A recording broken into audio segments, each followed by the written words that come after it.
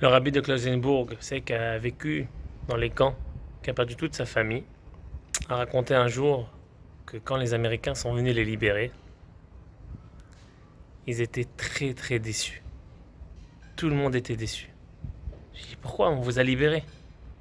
Ils étaient sûrs que le Mashiach allait arriver. C'est sûr que de cette catastrophe, il n'y a que le Mashiach qui pouvait venir les sauver. Ils étaient déçus que c'était les Américains. J'ai dit le problème c'est que nous, dans notre vie de tous les jours, je parle pour moi bien sûr, on a nos soucis quotidiens, nos épreuves personnelles, nos épreuves dans la communauté, l'épreuve du peuple juif, les balagans dans le monde. Mais on ne s'attriste pas assez à tout moment sur la destruction du temple. On est très attaché à nos petits problèmes à nous. Des fois, c'est des grands problèmes. Encore une fois, la femme de Rav Steinman est allée à la synagogue. Il y avait des grands attentats, des grands malheurs à l'époque en Israël. Et tout le monde pleurait, s'était réuni pour pleurer. Il dit, mais dommage, ces larmes-là, c'est chaque larme de juif ou de juif, elle est hyper importante. Elle peut changer le monde. Mais pourquoi pas demander la délivrance? Pourquoi pas demander la Géoula à ce moment-là? Ça lui raconte, une fois chez Rav Kanevski, il y a un gars qui est venu, même un Kolelman. Il dit, Rav, je comprends pas, il y a une halakha. C'est qu'il faut enlever les couteaux. Enlever les couteaux de la table quand on fait Birkat Hamazon.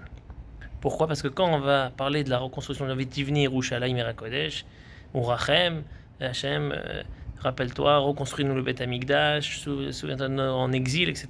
Un homme il risque de prendre le couteau et de se tuer. Je dis, mais Rav, c'est quoi cette halakha là? Les gens ils vont prendre un couteau pour se tuer pour un immeuble, une maison qui a été détruite il y a des millénaires. Il dit, mais c'est pas eux les fous, c'est nous les fous, c'est nous les bizarres, c'est nous qu'on n'arrive pas, ça nous fait pas ça. On ressent pas ça, notre cœur il est pas attentif à ça. On pleure pas, c'est qu'on est déconnecté de la chose. Chachamim m'ont fixé justement des jours dans l'année, surtout le jour du 9 Av. Ils ont fixé un jour où notre cœur il doit se rapprocher.